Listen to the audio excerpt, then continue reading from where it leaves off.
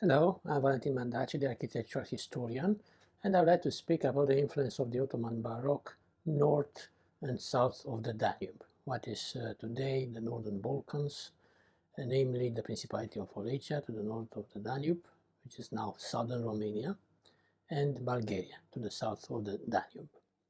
These are provinces of the Ottoman Empire, which in the late 17th century started to come under the influence of the Ottoman Baroque, the architectural and artistic phenomenon which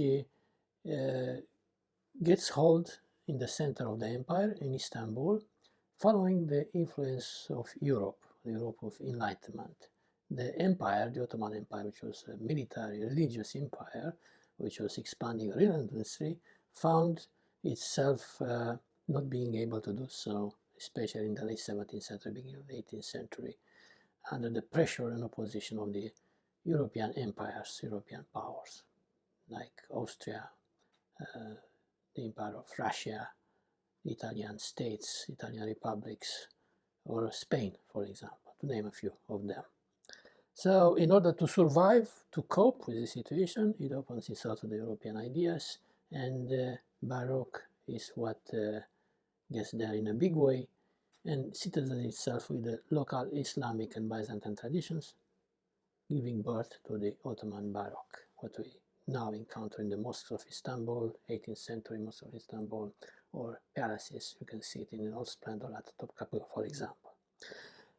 As I said, this style percolates and radiates from Istanbul throughout the empire, and its European part, in the northern part of this European side, in the northern Balkans, we have what is now Bulgaria and southern Romania, Wallachia.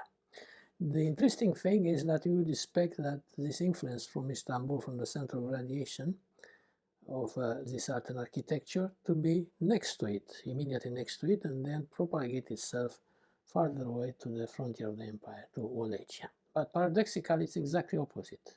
It gets hold initially farther away at the frontier of the empire in Wallachia, and then it becomes popular, flourishes 100 years later in what is now Bulgaria, much closer to Istanbul. Why is that? It's a paradox there. And that is interesting in my opinion.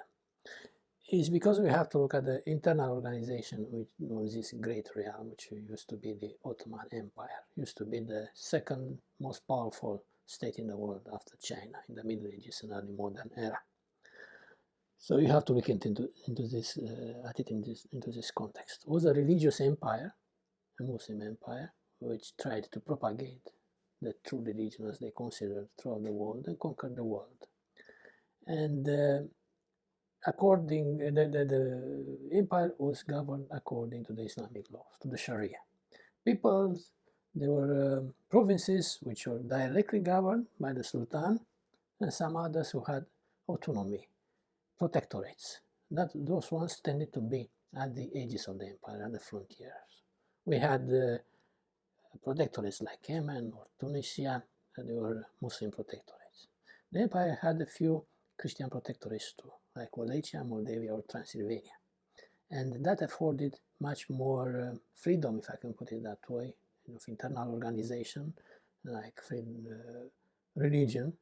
The structure of religion was there on parishes, on metropolitan, and so on and so forth, much better organized than in the rest of the empire.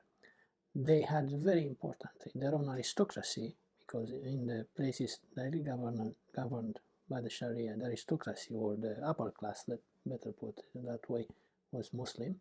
In this case, we had in Moldavia, Wallachia, and Transylvania the local aristocracy, boyars in Wallachia, and they could trade in an easier manner with the powers around. So they had a market of Istanbul anyway, but also they could trade with the nearby European powers, Austria, for example.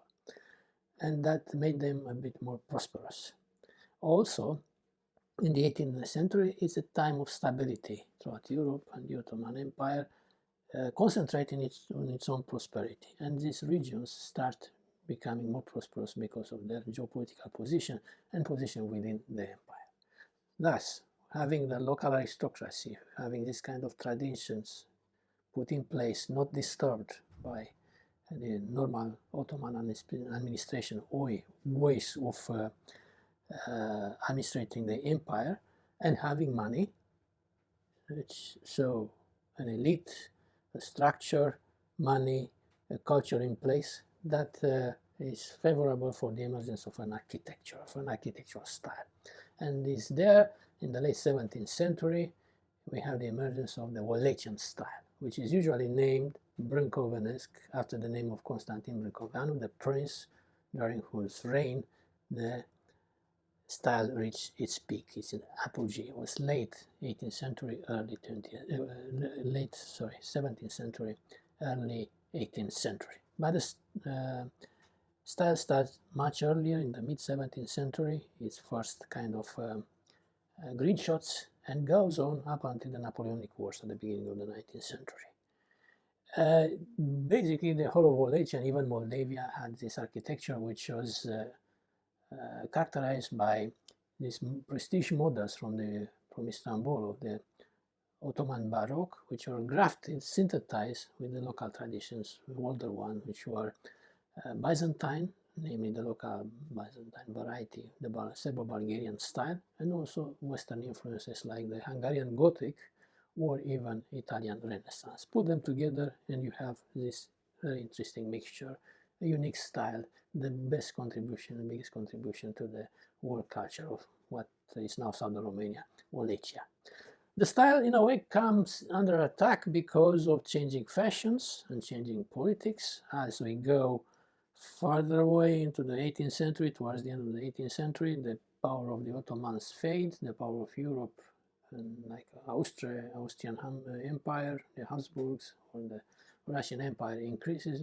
You have this avalanche, cascade of European fashions ideas, and people start to reflect that even in architecture. Initially, the aristocratic palaces still start being built more or less in the European fashions, and then the upper class, the middle class, and so on and so forth. Towards the second part of the 19th century and the late part of the 19th century, we have all of this interpretation of Western architectures in place, and neglect of the old Wallachian architecture, the one influenced by the Ottoman Baroque. So you can see that because of this neglect, many old palaces, mansion houses, churches in this Wallachian style were neglected or outrightly demolished to make space for the new European style architecture. So now we have just witnesses nowadays from those times of that interesting architecture, like churches in Oltenia, concentrated in most places,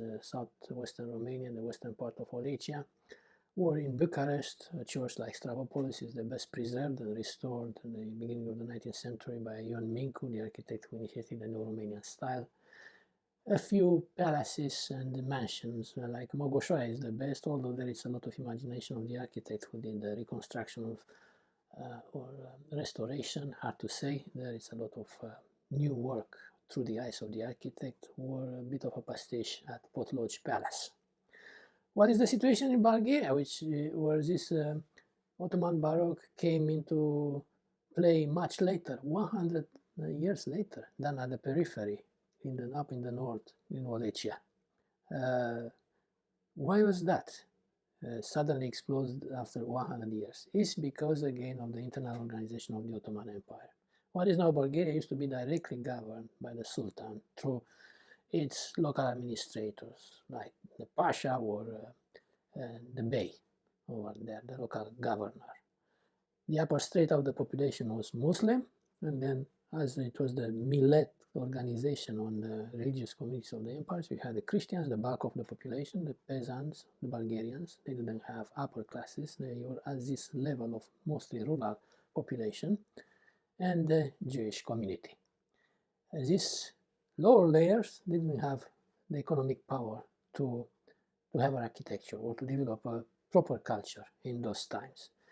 Towards the mid-18th century, the Ottoman Empire, as it starts and then it needs to compete with Europe and opens to the idea of enlightenment of Europe and the way how they administer the empire, they transfer more power and functions to the other millets, to the Christians and Jewish communities. And the local Bulgarian population benefits. For example, the elite in Istanbul started to adopt European fashions, even in parties, for example, or expensive clothes. They needed money for them, and the taxes collected from their subjects weren't enough, so they took loans from Italian bankers, of Jewish money changers. They had to repay those money. So in order to have more revenue in the empire, and also to pay the army, which was huge and inefficient, they had to have a better system of tax collection. So they started to subcontract this tax collection to make it more efficient to the Christian population in places like Bulgaria.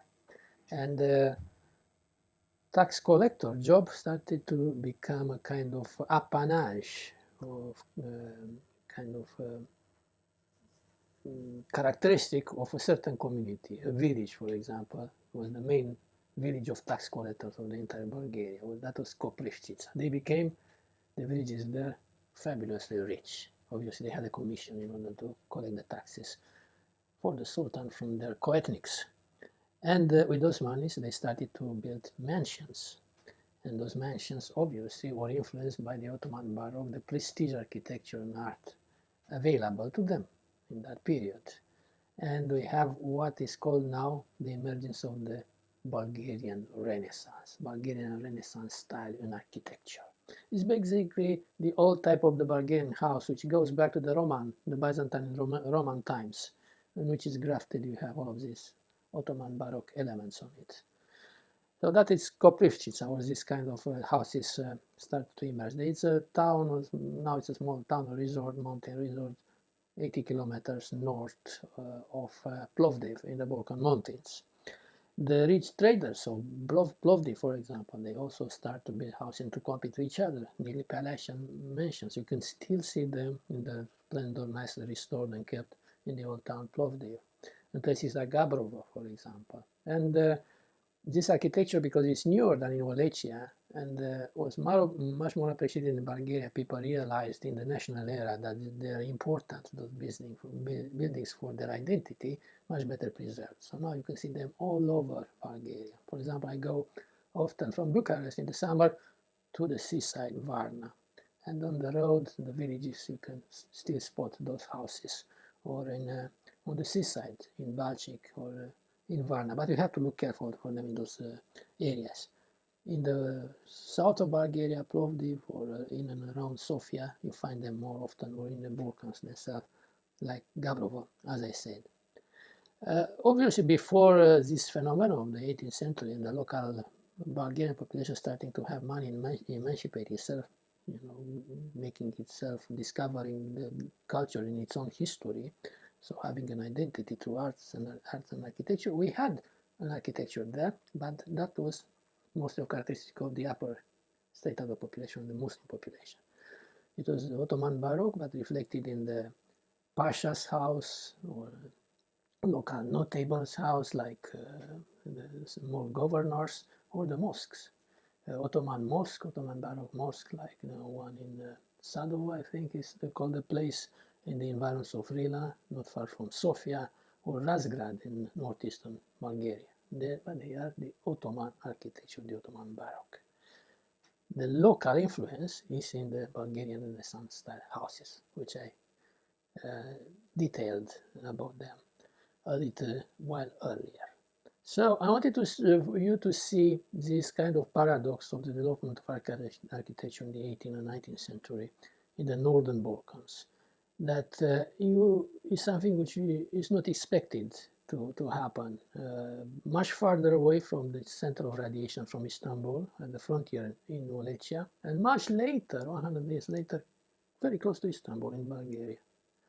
And that is, as I said, is because of the internal organization of the empire. But it's good to see this kind of regional distortions, paradoxes, and developments than looking just at the local phenomenon, for example, as the national art historians look nowadays. The Romanian ones look at the ones in southern Romania just through the nationalist way, the Bulgarians the same, but you have to take into account the whole context, the regional context of the Balkans, and the wider one of the Ottoman Empire and Europe in that period.